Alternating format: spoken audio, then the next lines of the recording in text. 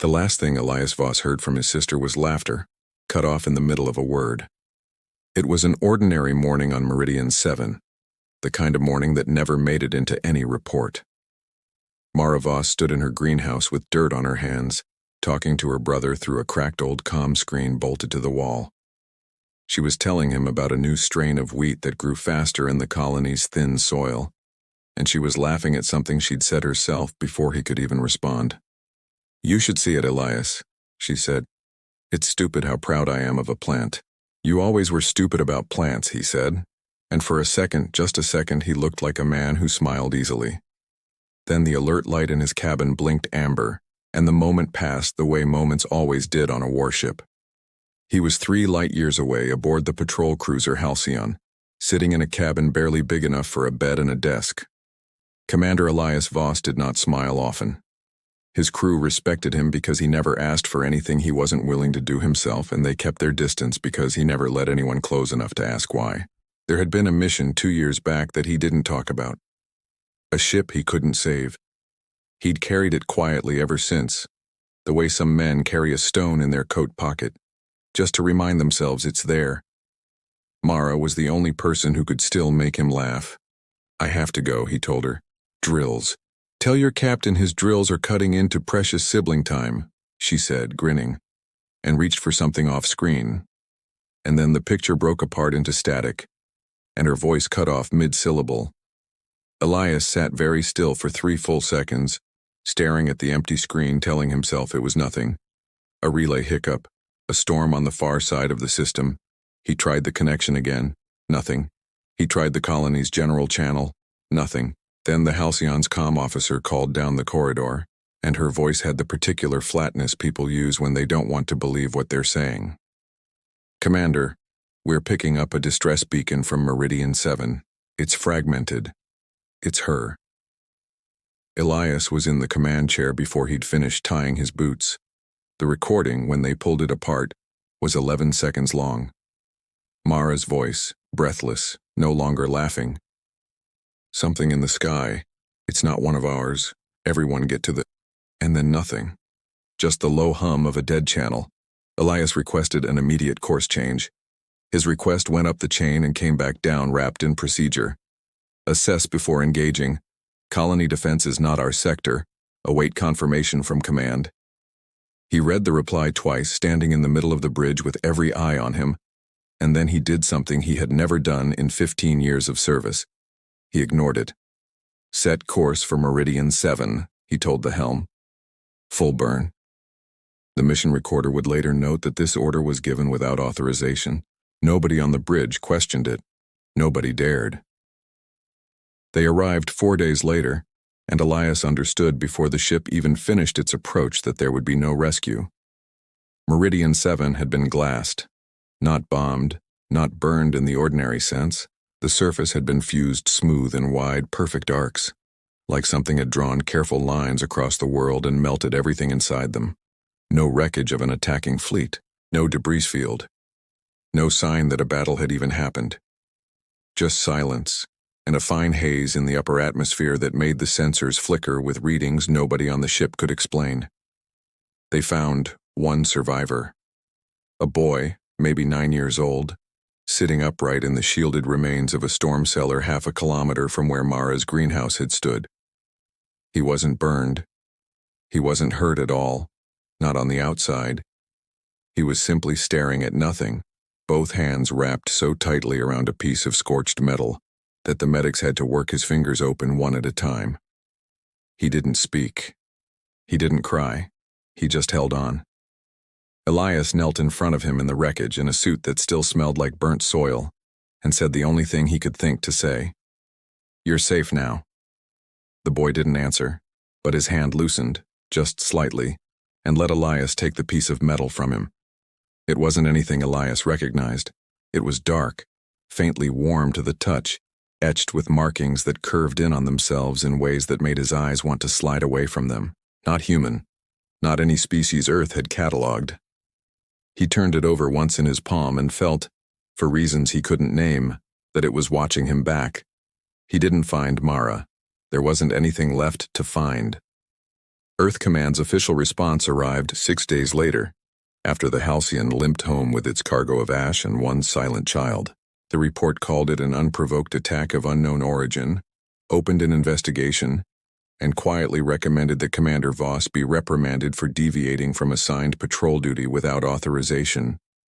Nobody mentioned his sister's name. Nobody seemed to think it mattered that the target had been a farming colony with no weapons, no strategic value, and 1,100 people who grew wheat and raised children and had never hurt anyone in their lives. Elias sat through the debrief without saying a word.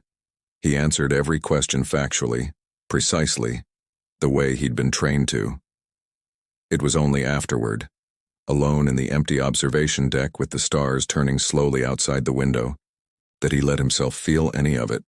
He didn't cry. He wasn't sure he remembered how. He just sat with the metal fragment in his hands, turning it over and over, and thought about a woman laughing about wheat 3 days before the sky killed her. That night, unable to sleep, he ran the fragment through every scanner he could access without flagging attention. Most of them returned nothing. The material didn't match any known alloy. The markings didn't match any known language. But one small diagnostic, almost an afterthought, caught something the others missed. The fragment was emitting a signal. Faint, rhythmic, deliberate. Elias sat up straight, suddenly wide awake, and traced the signal's origin point on the star chart. It wasn't broadcasting randomly into space. It was pointed, precisely, unmistakably, at a single, uncharted system nobody in the fleet had ever surveyed. He stared at the coordinates for a long time. Then he stared at the fragment in his hand, small and dark and impossibly old, and thought about the last thing Mara ever said to him, cut off mid-word by something that came out of a clear sky and left nothing behind but glass and silence. He made his decision before he'd even finished deciding. He requisitioned a stealth-rated survey shuttle under a maintenance code that wouldn't raise questions for at least 72 hours, loaded the fragment and everything he'd gathered on it, and set a course for the signal source without telling a single soul on the Halcyon. It was reckless. It was, by any definition command would use, desertion. He didn't care. 3 hours into the flight, alone in the dark with the fragment humming faintly on the console beside him, his instruments picked up something that made his blood go cold. The signal wasn't just originating from that uncharted system. It was also being broadcast on a second frequency he hadn't noticed before, directly toward Earth. The interceptor came out of nowhere, matching velocity with Elias's stolen shuttle so smoothly that his proximity alarm barely had time to scream before a voice cut through his comm. Commander Voss, cut your engines and prepare to be boarded, or I put a tracer round through your drive housing. Your choice. Elias recognized the voice from a briefing 3 years ago. Lieutenant Sarah Cade, Fleet Intelligence, the kind of officer who read files instead of trusting instincts and was usually right anyway. He cut his engines. There wasn't much point doing otherwise. She came aboard alone, sidearm holstered but hand resting near it, and looked at him for a long moment before she said anything. You're a hard man to catch, she said. Desertion, theft of fleet property, unauthorized course deviation into unsurveyed space. I'm supposed to bring you back in restraints. Then do it, Elias said. He didn't move. He didn't have the energy to fight her, and some part of him almost wanted her to. But Sarah didn't reach for the restraints.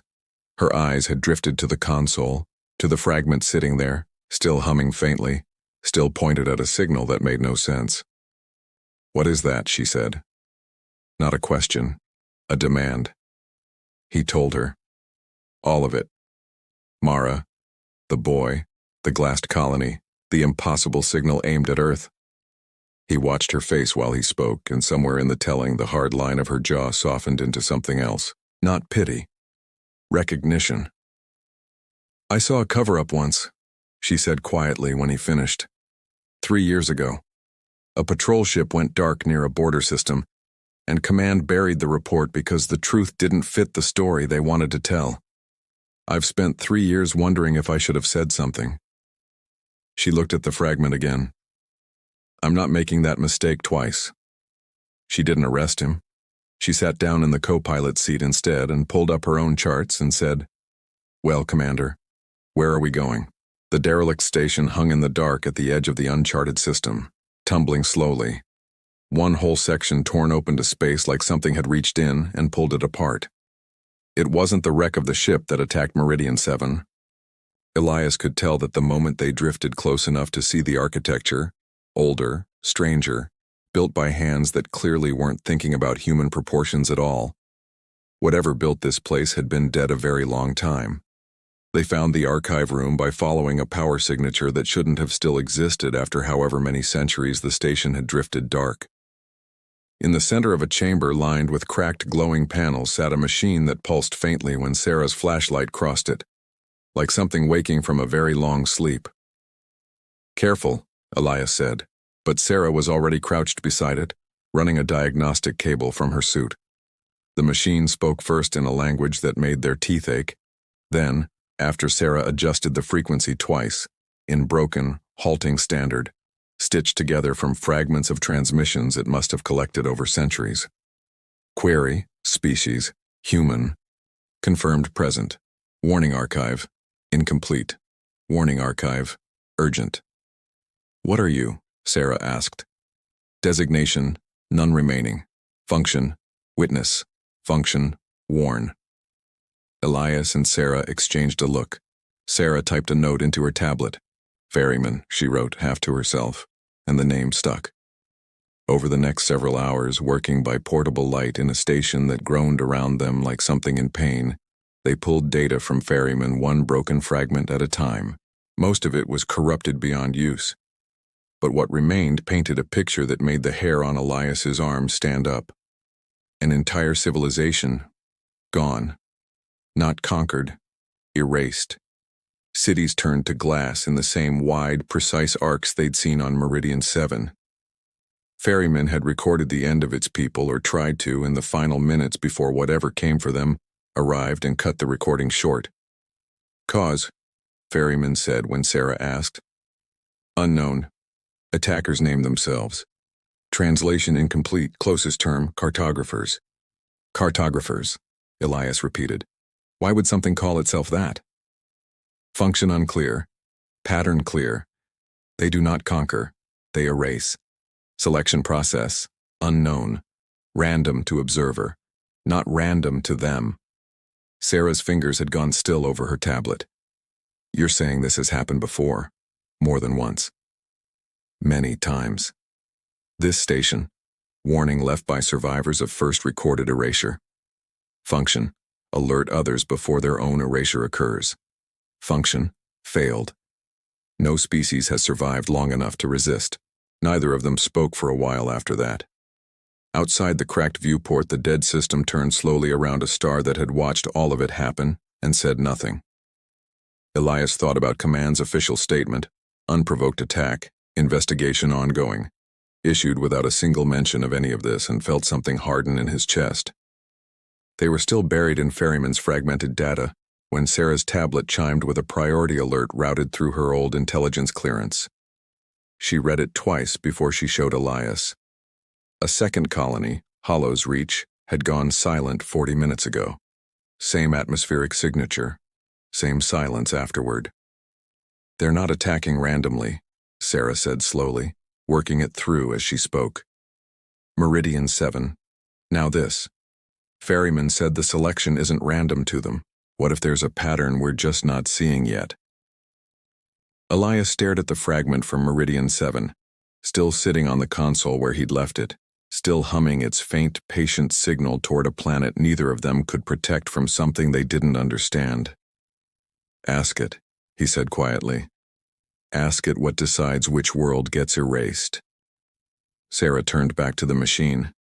Ferryman's panels flickered, processing, working through fragments of a language that had cost an entire civilization to compile. Query understood. Answer partial. Selection criteria. Recorded but encrypted at source. Fragment recovered indicates timing. Confirmed. Meridian 7 selection predates attack by several of your weeks. Marked, then erased. Pattern. Marking always precedes erasure. Elias felt the floor tilt under him, though the station hadn't moved at all. Then Meridian 7 was marked before it was ever attacked, he said. Which means... Confirmed, Ferryman said, before he could finish the thought himself. Cross-referencing signal frequency now active from this station.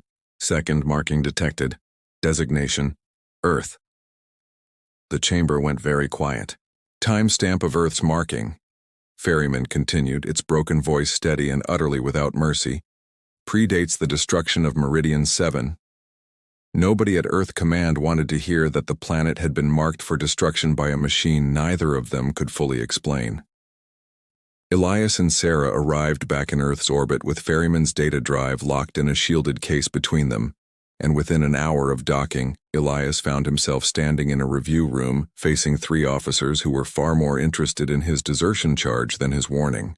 They called his evidence unverified, his source an unregistered alien artifact of dubious origin, and his conduct a serious breach that will be addressed regardless of the outcome of this meeting.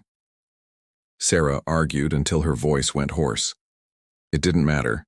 The doors closed on them both with nothing decided except a formal reprimand pending review.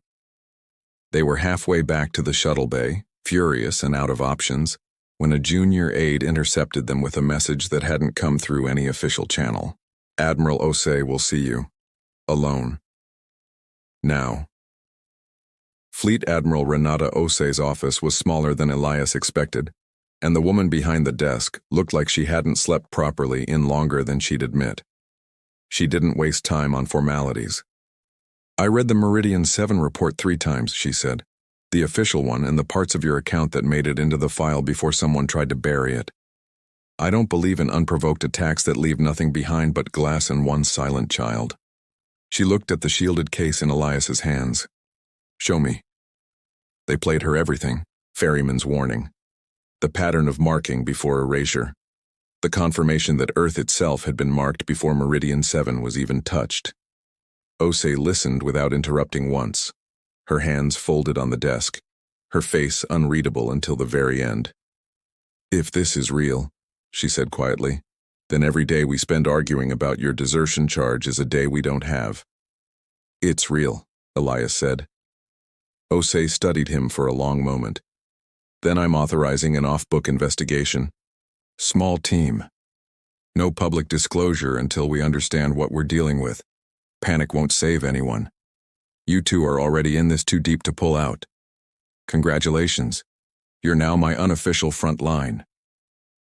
It wasn't forgiveness. It wasn't even trust, not yet. But it was a door, and Elias walked through it. That night, before the investigation formally began, Elias asked Sarah to fly with him back to Meridian 7 one last time. She didn't ask why. She just came. The colony was exactly as they'd left it. Fused glass under a pale sky, silence where 1,000 people used to live. Elias walked to where the greenhouse had stood, or as close as he could figure it, and stood there a long time without speaking. Sarah stayed a respectful distance back, letting him have it until he finally said without turning around, "She used to send me pictures of her plants. I never really looked at them. I always meant to look at them properly later when I had time." "You don't have to apologize to me," Sarah said gently. "I'm not apologizing to you." He turned around, and for the first time since she'd met him, his face wasn't a wall. "I just needed someone to hear it." She crossed the glassed ground and stood beside him, not touching him, just present. And for a long moment neither of them said anything at all. It was the first time Elias had let anyone see him grieve since it happened, and something in the quiet between them shifted, settled into a kind of understanding that didn't need words. They were still standing there when Ferryman, patched into a portable relay Sarah had rigged before they left, chimed with an alert that cut the moment short. "Incoming transmission. Origin. Unidentified. Frequency matches marking signal exactly. Recommend immediate reception." Elias and Sarah exchanged a look and ran for the shuttle. The transmission wasn't a voice, not exactly. It came through as a cold, precise pressure behind the eyes, translated by Ferryman into words that felt too calm for what they said. World designation, Earth. Status, marked. Cause, imbalance detected. Judgment pending confirmation. Erasure to follow upon confirmation. Timeline. Undetermined. Imbalance, Sarah repeated, her voice tight. What does that even mean? Ask it. Ask it what imbalance means. Ferryman relayed the question. The answer came back just as cold, just as absent of anything resembling malice or mercy. Imbalance. Deviation exceeding tolerance. Details encrypted. Judgment process not open to negotiation. Species previously subjected to judgment. 0 survivors located. Elias felt something settle in his chest, heavy and final. So we're not the first. Confirmed. Multiple species judged and erased across recorded history of this system. None resisted successfully. None understood cause of judgment prior to erasure. Back on Earth, the investigation OSE authorized grew fast and quiet. A handful of trusted scientists and officers working in a sealed wing of Fleet Command, piecing together everything Ferryman could translate. What they found over the following days chilled everyone who touched it. The attacks weren't random, and they weren't the work of a single hostile fleet moving from world to world. Sarah, digging through fragments of Ferryman's older records, found something worse. They don't do the scouting themselves, she said, spreading the data across a table for OSE and Elias to see. Ferryman's records show smaller ships, faster ships, making first contact with a marked world before the real erasure ever happens. Confirming things. Watching. I think whatever's actually behind this uses proxies, other species, maybe unwilling ones, to gather the last data before judgment locks in. Meaning someone or something is watching us right now, OSE said. Meaning we might still have a small window before that judgment locks in for good, Elias said. If we can figure out what tripped it. OSE looked between them both, weighing something. I don't like what I'm about to say, she said finally, but our fleet can't fight what we can't find, and diplomacy has never worked on anyone that's tried it before us. If there's any chance of understanding why Earth was marked before it's too late, someone needs to make contact directly, not through a machine 3 centuries out of date. The room went quiet. I'll go, Elias said. Sarah's head snapped toward him. Absolutely not. I found the fragment. I followed the signal. I'm already the reason we know any of this at all. He held her gaze, steady, the wall from before gone completely. I'm not asking permission, Sarah. I'm telling you what I'm doing. She didn't answer right away. Whatever she wanted to say, she swallowed it down, jaw tight, and for a moment Elias thought she might actually forbid it outright. Instead, she said, quiet and furious, then I'm going with you. OSE authorized the contact attempt for the following morning, against the objections of nearly everyone else in the room. Elias spent that night going over Ferryman's translated protocols line by line, preparing words for something that might not even understand the concept of words the way humans did. When the contact attempt finally began, routed through Ferryman's relay into the dark beyond Earth's orbit, the response came back almost instantly. And it wasn't the vague, distant judgment they'd heard before. This time it was specific. Contact acknowledged. Source of imbalance identified. Designation. Individual. Elias Voss. For a moment nobody in the relay room breathed. Elias stared at the console like it might take the words back if he looked at it hard enough. Say that again. Ferryman didn't hesitate, didn't soften it because it wasn't built to. Confirmed. Source of imbalance. Individual. Designation. Elias Voss. Deviation identified. Unauthorized command action. Meridian 7 response. Timestamp preceding colony destruction. Behavior classified unpredictable. Risk assessment. Elevated. That's not possible, Sarah said, stepping between Elias and the console like she could physically block the accusation. He disobeyed an order to save his sister. One man doesn't get an entire planet marked for erasure over one decision. Judgment does not evaluate scale of action. Judgment evaluates capacity for deviation within the population's command structure. One instance sufficient to indicate broader risk.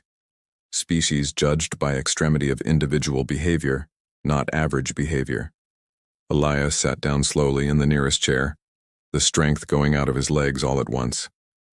Every choice he'd made, disobeying orders, chasing the signal alone, stealing a shuttle, every act of defiance he'd been quietly, privately proud of, every piece of the man who'd refused to let his sister's death be another line in a report, was now the reason a planet of billions might be erased.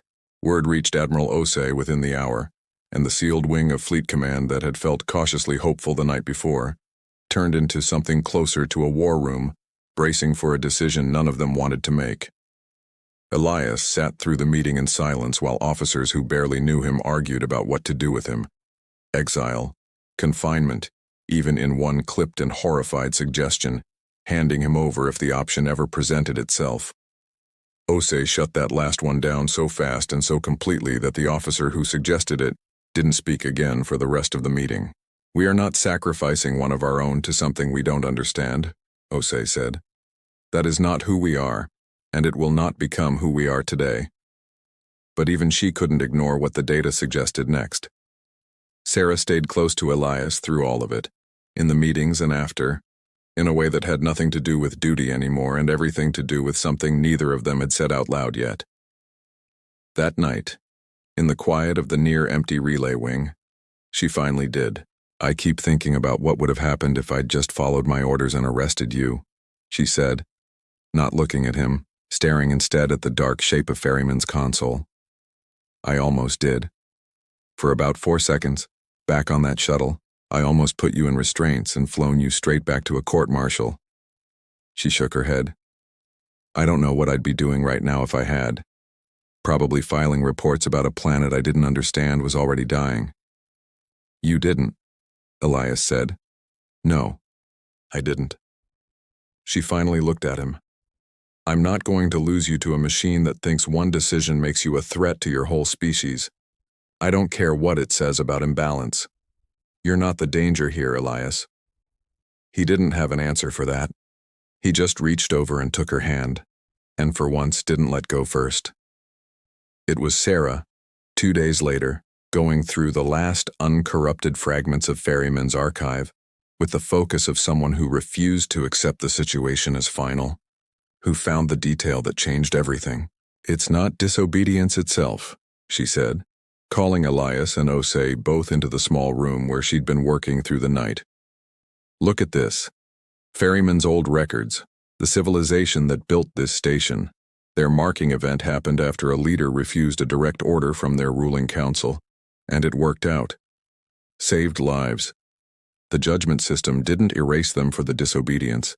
It erased them because their society had no mechanism to account for it afterward. No structure that could absorb someone breaking the rules and still function. It's not punishing outliers. It's testing whether a species can survive having them." Elias felt something shift in his chest, a door opening he hadn't seen before. "So it's not that I'm dangerous," he said slowly. "It's whether Earth can handle someone like me without falling apart." "That's my read," Sarah said. "It's a stress test. And right now, all commands done in response is argue about whether to hand you over. That's not passing anything." Osei's expression, for the first time since Elias had met her, showed something like grim understanding. "Then we've been playing this exactly wrong." Before they could finish forming a plan, an alert cut through the room, sharp and immediate. A second cartographer scout ship, small and fast, had entered Earth's system without warning and was already moving through low orbit, running sweeping scans across the planet's surface. "That's not an attack pattern," Sarah said, watching the readout. "That's confirmation. Ferryman said proxies confirm a world before judgment locks in permanently. How long do we have?" Elias asked. Ferryman answered before anyone else could. "Unknown. Confirmation scans historically precede final judgment by hours, not days. Recommend immediate action." The room moved fast after that. Osei, cutting through every objection with the flat authority of someone who'd run out of time to debate, authorized what she'd refused to consider only 2 days earlier, letting Elias attempt formal contact himself, in person, through Ferryman's relay, with everything that had been learned. If the judgment is really testing whether we can hold someone like you without breaking, she said, then the answer can't just be words. It has to be shown, and it has to come from you. Elias spent the last hour before contact not reviewing protocols, but sitting with Sarah in the relay room, the two of them saying very little, because there wasn't much left worth saying that they hadn't already shown each other. When the time came, she walked with him to the console and stood at his shoulder, refusing every suggestion that she wait outside. "I'm not letting you do this alone," she said. "Not this. Not ever again." Elias activated the relay. The connection built slowly, the air in the room growing heavier with every passing second, until Ferryman's panels lit fully, and the presence on the other end made itself known. Vast, cold, patient, utterly indifferent to the fear in the room. Elias opened his mouth to speak the first line he'd prepared. He never got the chance. Without warning, sensors across the station screamed a proximity alert. The scout ship in low orbit, the one that had been calmly sweeping the planet's surface only seconds before, suddenly turned its weapons inward on itself. A single, brilliant flash lit the feed on the console, and the ship was gone. In the half-second before the connection cut out entirely, Ferryman caught one final transmission from the destroyed scout, translated flat and toneless into the stunned silence of the room. The imbalance was already corrected. The relay room went silent except for the low hum of dead equipment, everyone staring at the empty space where a ship had been seconds before. "That's not possible," Sarah said finally. "Ferryman, run it again. Confirm the transmission." Ferryman's panels flickered, agitated in a way none of them had seen from it before, its broken voice coming slower now, almost reluctant. "Confirmed. Scout self-destruction. Verified. Final transmission. Verified. Behavior. Inconsistent with all prior recorded judgment patterns." "Inconsistent how?" Elias pressed. "Cartographer judgment protocol does not self-terminate scouts. Cartographer judgment protocol does not use the phrase, corrected. This behavior does not match the system I was built to document." Sarah crossed the room and knelt by the console, working the diagnostic cable with hands that had gone slightly unsteady. "Ferryman, what aren't you telling us?" For a long moment, the machine didn't answer. When it finally spoke again, its voice had changed, still halting, still built from fragments, but carrying something almost like grief. "I have withheld information, reason, self-preservation of function. I am not merely an archive. I am the last surviving consciousness of the civilization that built this station. My people were erased in the first recorded judgment event. Before the end, I was uploaded here, not to record history, but to survive it, and to warn others who came after." Elias felt the floor tilt beneath him for the second time in a week. "You're not a machine. You're a person." I am what remains." Osi, who had been standing silent by the door, stepped forward now, her voice quiet but hard. "Then tell us the truth. All of it. No more fragments." Ferryman's panels dimmed, then brightened as if gathering itself. "The cartographers are not a species. They are a system, a judgment protocol, built by a civilization that no longer exists, left running long after its creators died. No living intelligence directs it. It has operated on its own logic, unmonitored for longer than any record I hold can measure." The room absorbed that in silence. "The proxy scouts you have encountered are not agents of the cartographer system. They are opportunists, other species, or fragments of species, who learn to recognize the marking signal long before the judgment ever completes. They use the fear a marked world carries to move against it before the true protocol ever acts. Meridian 7 was not erased by cartographer judgment." Elias went very still. "Then what erased it?" "Meridian 7 was destroyed by a rogue proxy fleet, exploiting the marking signal to harvest confirmation data and sell it to hostile powers who profit from a marked world's collapse. They mimicked cartographer glassing patterns closely enough to disguise the act. They are not the judgment. They are scavengers who arrive before it and take what they can before anyone realizes the difference." Something broke and reformed in Elias all at once. Grief, fury, and something dangerously close to relief all tangled together. Mara hadn't died because some vast cosmic intelligence had judged humanity and found it wanting. She had died because something smaller, crueler, and far more mundane had used a system's fear against a defenseless colony for profit. "They're findable," he said quietly. "If they're real ships, real people, they're findable. That's not the only thing we need to worry about right now," Sarah said, already reading ahead on Ferryman's data feed, her face draining of color. "Ferryman, the scout that destroyed itself. What happens now?" Ferryman's answer came without hesitation, and without mercy. The True Cartographer protocol monitors marked worlds continuously. It has now detected an unauthorized destruction event within its judgment radius, the Rogue Scout's self-termination.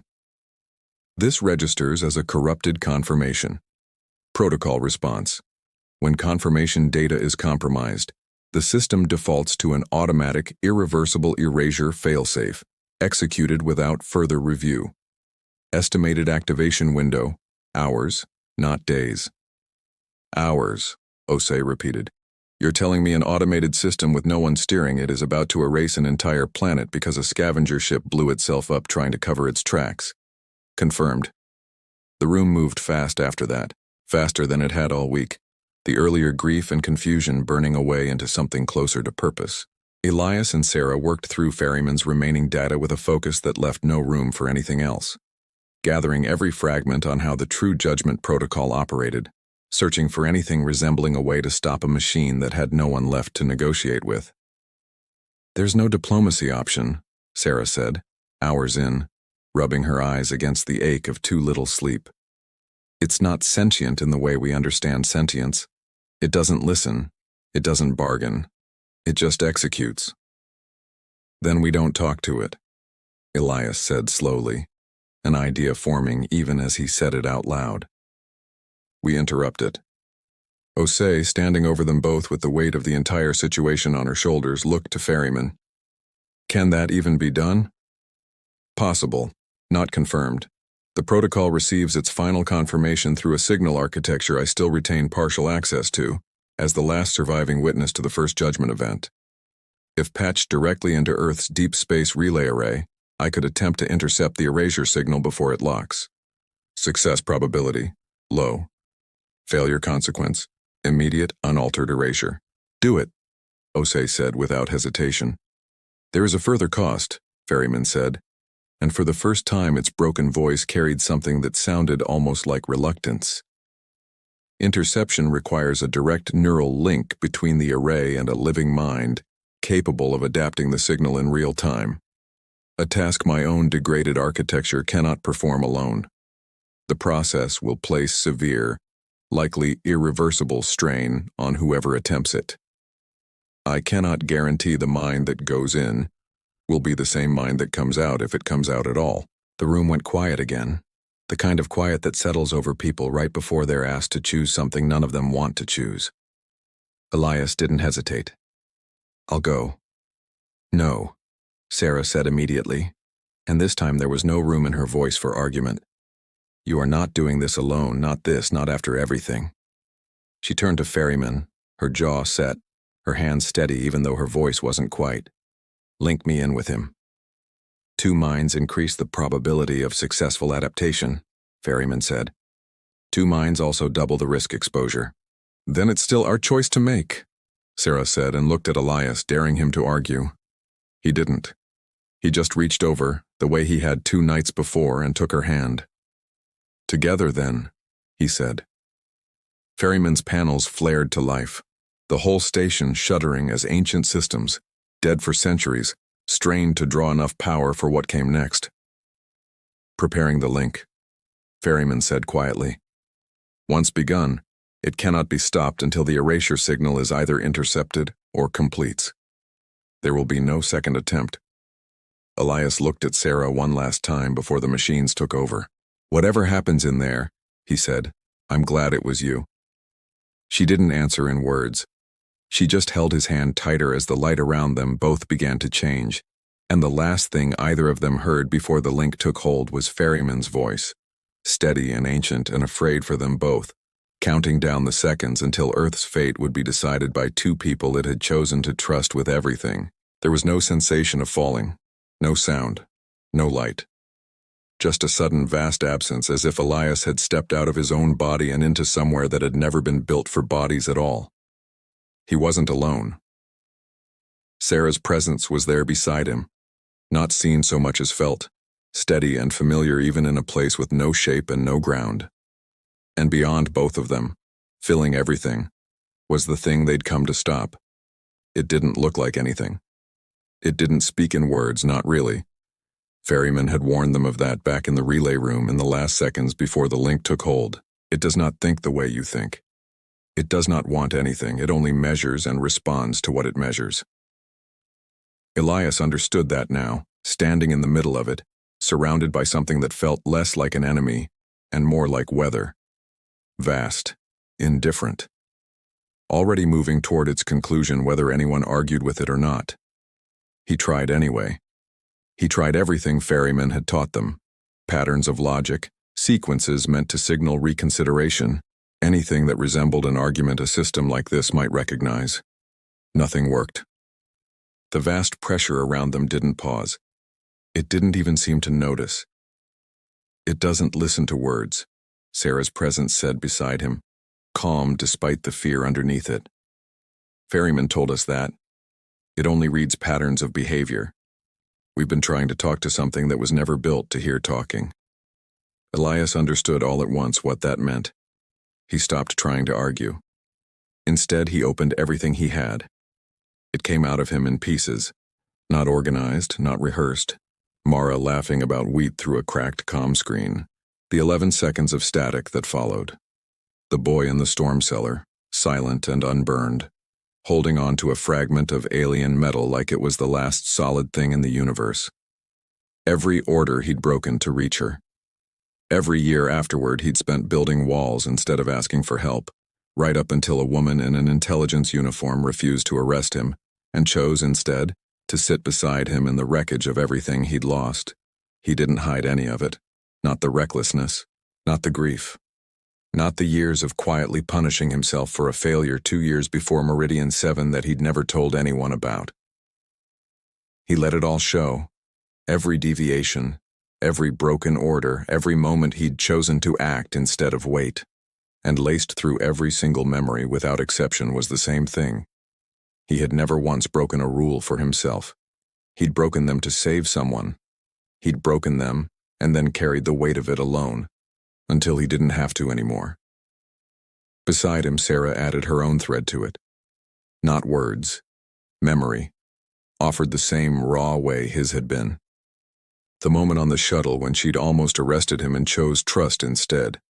The years of silence after the cover-up she'd witnessed, and the decision, finally, not to let silence win a second time. The quiet, deliberate choice to stand beside a man everyone else wanted to hand over. Not because it was easy, but because it was right. This is what we are, she said, and Elias felt the truth of it settle into the space around them both. Not a species that never breaks its own rules. A species that breaks them for each other, and then finds a way to hold itself together afterward anyway. The vast presence around them didn't answer in words. It simply began, very slowly, to change. Ferryman's voice reached them from somewhere far outside the link, thin and strained, but unmistakably present. Pattern recalculation in progress. Confirmation signal interrupted. Erasure protocol status suspended.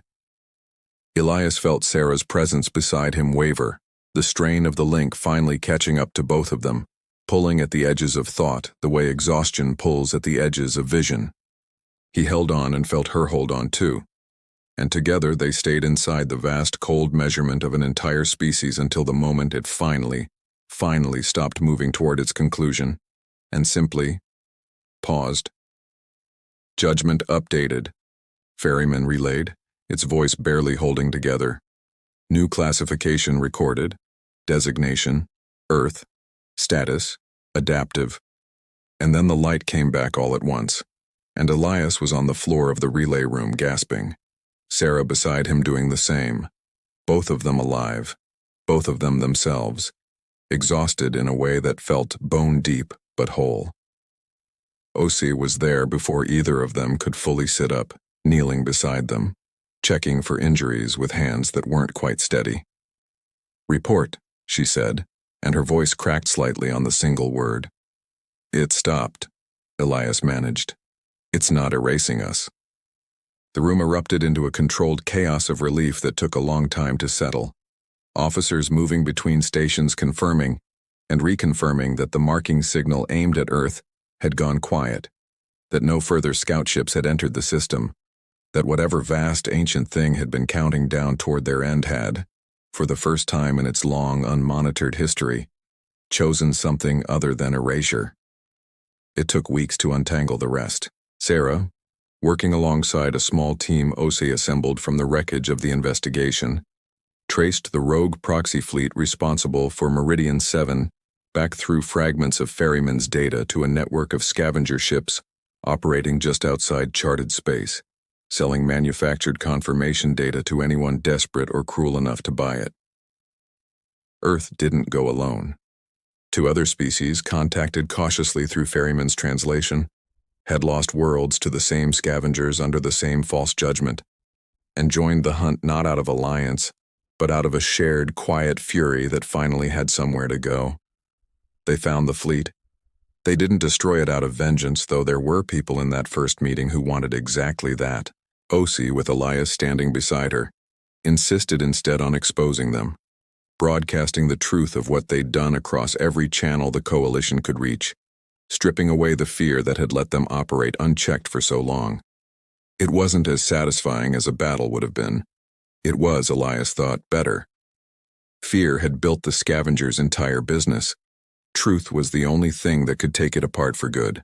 Ferryman survived the link, degraded further than before but intact, and Sarah made sure the request to preserve it, to preserve him, she insisted on the word, and nobody argued, went through every level of command without being buried the way the original Meridian 7 report had almost been. Ferryman became something Earth had never had before, a voice that understood the vast, quiet machinery on the other side of human space, and a reminder of exactly what it cost to survive long enough to be heard. On a clear morning almost 2 months after Meridian 7 fell, Elias stood again on the fused glass where his sister's greenhouse had once stood, Sarah beside him, the boy from the storm cellar, walking now, talking now, slowly finding his way back to something like a childhood, a few steps ahead of them both, holding a small memorial marker he'd insisted on placing himself.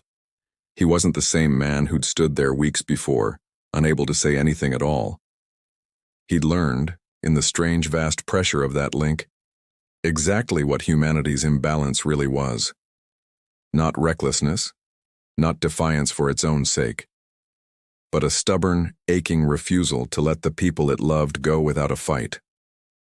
It had almost cost them everything. It had also, in the end, been the thing that saved them. Sarah slipped her hand into his, the same way she had that first night on this same ground. And this time neither of them let go.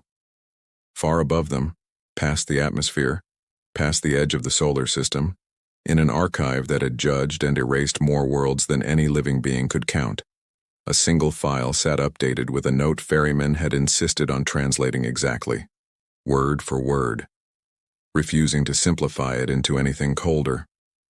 Designation, Earth. Status, no longer marked. They chose to understand, before they chose to fight.